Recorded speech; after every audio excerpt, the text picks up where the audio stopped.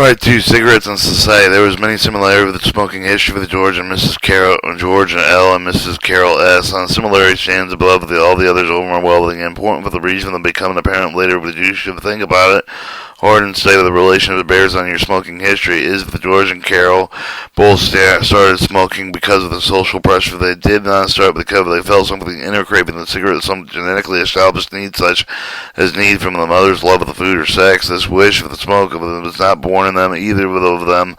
As teenagers inhabited stranded with a tropical island with a whole shipload of cigarettes, neither would have smoked.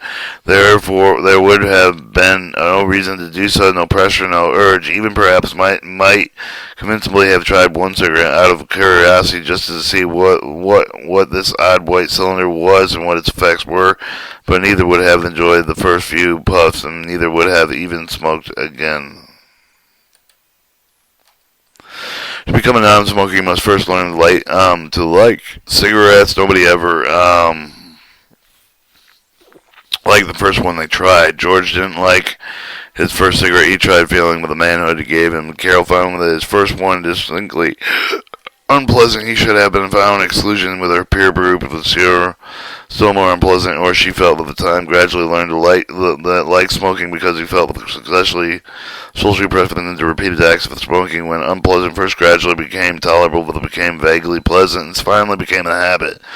What is the nature of the social pressures have them inhabit in civilized society? Most respect with rationally, and the highly successful ones harbored within it complex machinery, a set of the immiscible, even suicidal pressures. Historically, societies have lived and improved with becoming successful because of the pressure operating in the direction of success that each individual has felt compelled in a general to do what improved his own lot. The society as a whole, you hear with it engulfed the social compulsion to smoke, the compulsion to do something would certainly not improve a lot, or society would probably damage our health, may lead to premature death. What is it all about? Where did this mad animal anomaly come from? Why hasn't it been seen socially? Society wiped it out. In understanding the answer to these questions, you'll begin to develop the necessary insight in your own smoking habit. Sir Walter Ralph is generally credited with having introduced tobacco to the Western civilization sometime around 1600. The probably no quite truth. Many Europeans explored the merchants in the mid-1500s, watched natives both in North and South America smoking tobacco and piping cigars. A Dutch merchant one asked an Indian near what is known as Chicago why he smoked and the pleasure he got of it. I don't know, the Indian replied. My father smoked, and so did his father before him, and all the males of my tribe smoked, therefore I smoke. The Dutch merchant went in a way of chuckling over the foolishness of it. He did not dream of the powerful, aggressive, hugely successful Western civilization he represented. One day adopt the same attitude to be forced to answer the same question roughly the same way. A French traveler, Andrew André Thabet, brought some of the tobacco seed home for the Brazil in 1556, raised tobacco crop in a field near Paris. He rolled and dried the leaf of the cigars and claimed to enjoy them. Among his friends was Jean Nicket, a diplomatic adventure with an acquiring mind, entrepreneur, habit of looking for a situation in which money could be made. Nicket knew that many of the members of the French court at the time, indeed most of the European courts, were bored and restless, searching for the new thrills and new ways that they occupied at the time. Introduced the tobacco smoking from French nobility, intrigued idea caught on the spread into the country of their tobacco field, in which Nicket had carefully purchased a large interest, sold out in year after year. Soon it became profitable to import tobacco from America, where the weed grew bigger and better. By the time Nicket died, the tobacco trade was growing steadily with the grateful merchants, and had been seen with Nicket's name would be not forgotten. The common tobacco plant had been named after genius Nicotina. In later years, Nicket would also give it his name posthumously to an ingredient in tobacco smoke, nicotine. would have been better for the world, and the inquest of the eye sharply mind had turned to another field of endeavor. Throughout 17th century, the tobacco smoking kind of status with the seeking gambit among educated cultures, Europeans of those who fancied themselves as such.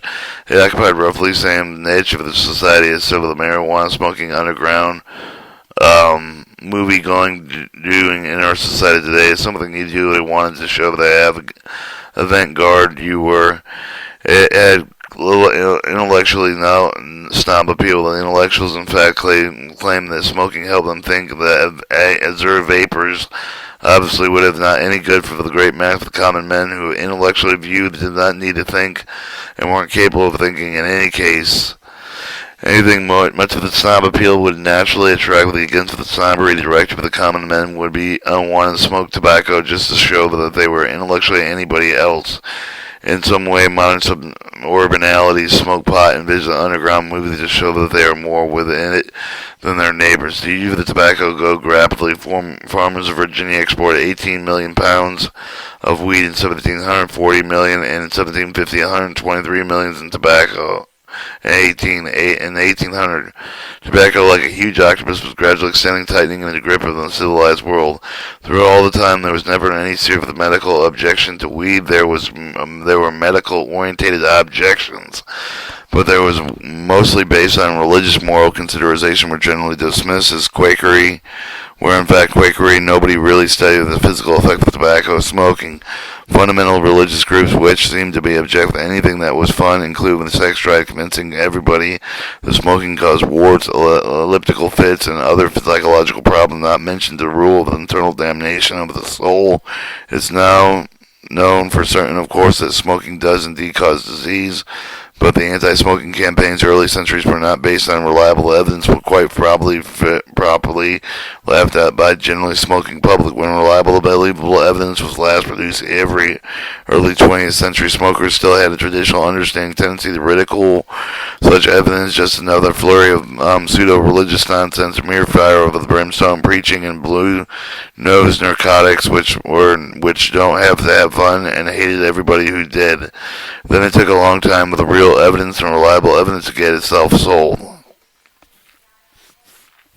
Meanwhile, the tobacco industry was making a fortune. Cigarettes, a French word for the meaning of little cigars, have been invented in the 17th century and remain obscure for the early century, but become popular selling with cheap and easy to carry around, easy to light, easy to handle. During the right and after the First World War, emancipated women, as they called themselves, began to smoke along them with men. The same intellectual culture, snob appeal that had made tobacco itself attractive in early centuries now served to make cigarettes attractive to women. Tobacco now gripped almost over the entire world. Circuits of millions of them were sold to every mushroom in the nation, and most of the Eastern nations as well. Not much is known about the tobacco industry in modern Russia or China. He casually observation indicates that the Russian at least smoke about as many cigarettes per capita as we do, and we're equally worried about the fact the large number of the Chinese cannot afford cigarettes, but are among urban and professional Chinese who have the required money access to tobacco stores, smoking evidently just as a common New York, Paris.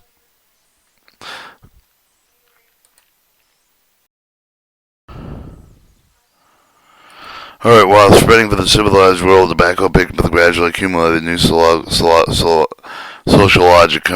connotations. As society used it and absorbed it into the thinking and shaped the attitudes around it, tobacco began modern career plaything with the European noble that became the symbol of those who wished to be thought cultured, intellectually adventurous. Gradually, then it became a symbol of the sophistication of urbanity, and a people of man could smoke on and convince himself that he had hoped otherwise, and neither hasty but the uninteresting, inhibited but the rigidly conforming Borgias.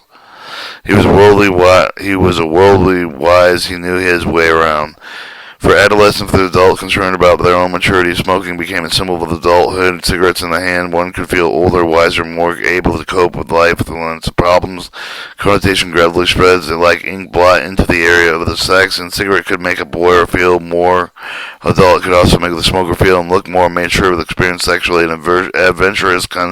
Mention be made with be damned spirit can become to be associated with the smoking, particularly in the case of a woman who is historically adopted a cigarette habit later than men. Earlier with the century, women that have smoked were always likely to those who defied convention in their own way. Those their work, esocentric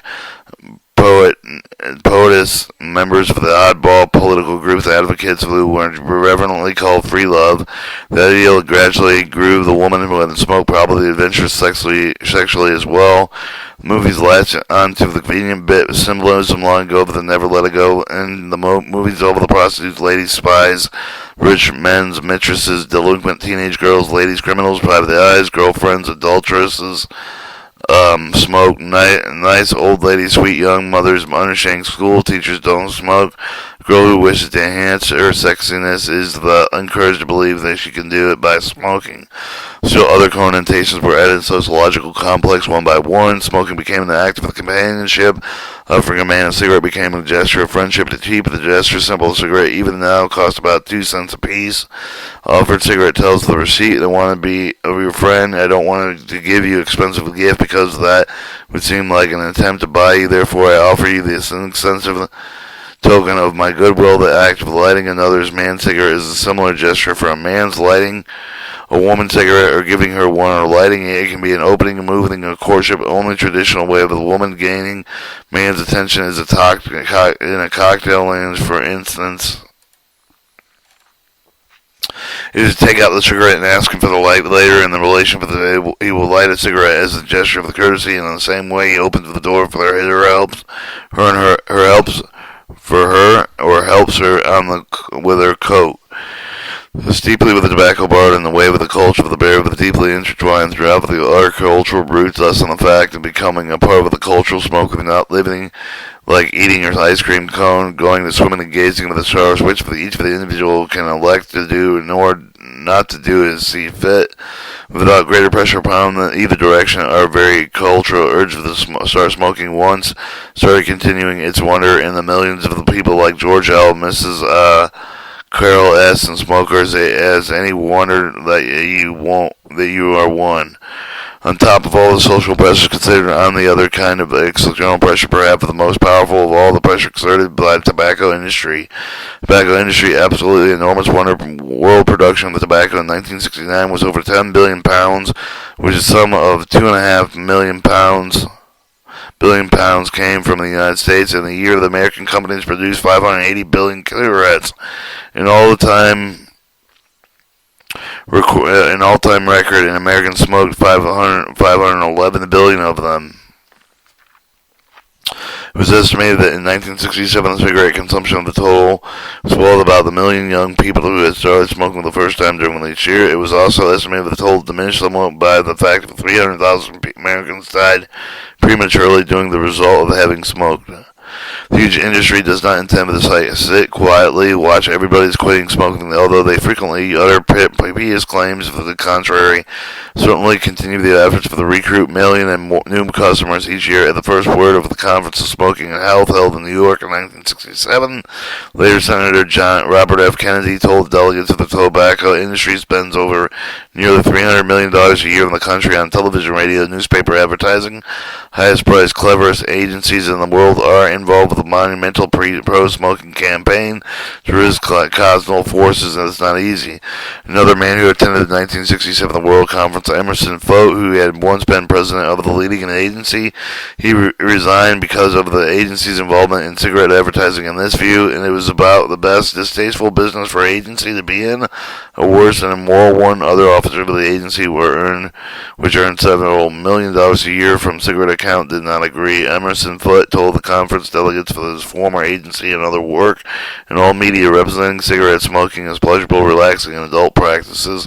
Whatever effect this exposure to cigarette advertising may have on adults, the effects on teenagers, virgins, on catastrophic.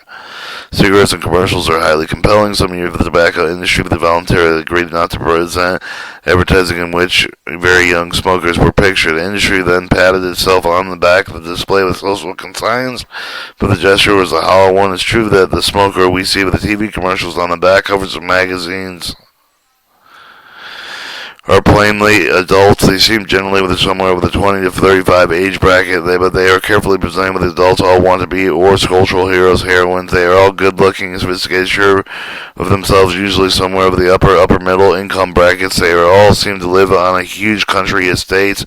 They are adults who plainly enjoy successful careers and rewarding love lives. They appreciate art, music, literature. They think a lot. They're about 140 plus IQ range. Smoking is an inextractable part of the world, of their wide, glamorous world.